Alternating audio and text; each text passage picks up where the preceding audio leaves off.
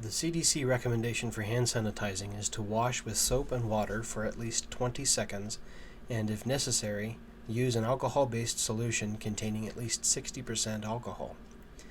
We figured that if the CDC recommends this for hand sanitizing, it might work for face masks as well.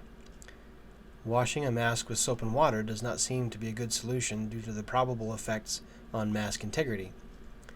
If masks are going to be reused, an alcohol treatment process might make that a safer practice. While the use of gel hand sanitizer for its intended purpose seems intuitive, it does not seem reasonable or workable to clean a face mask using this same product. A number of difficulties come to mind.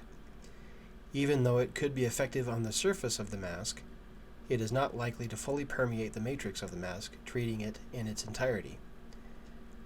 Another issue is that maintaining consistency in the process would be difficult. Instead of trying to use gel alcohol, it seems possible to use alcohol in vapor form. Alcohol vapor would allow for better permeation of the mask, using a lower volume of alcohol, and the mask would never be completely wet, keeping the mask downtime low and allowing for a short time between end of treatment and wearability. Recent news has made it apparent that masks are in short supply, and healthcare workers in some areas are being asked to reuse masks in an effort to conserve available resources. This video outlines the construction of an apparatus that would facilitate this process. A high priority during the construction process was to make a functional apparatus that was easy to build using readily available materials and tools. Our hope in presenting this information is to make the reuse of face masks safer for healthcare workers if the situation requires reuse.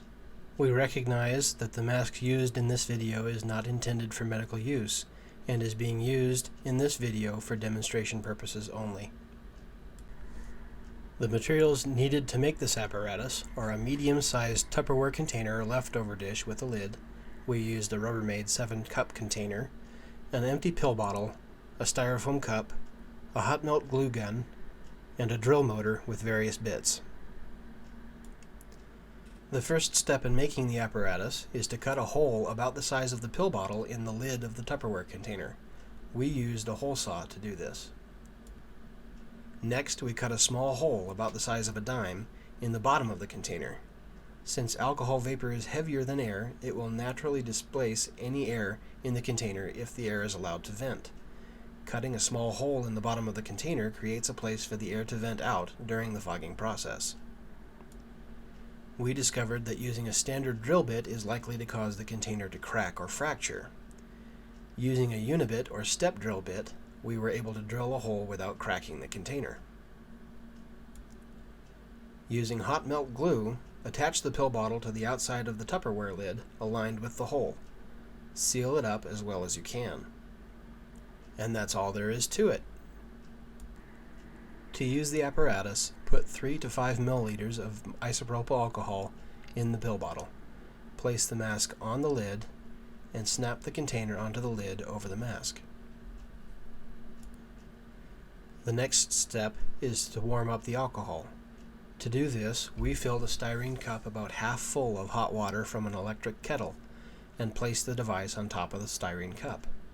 Make sure you leave enough room so the cup does not overflow and burn your hand.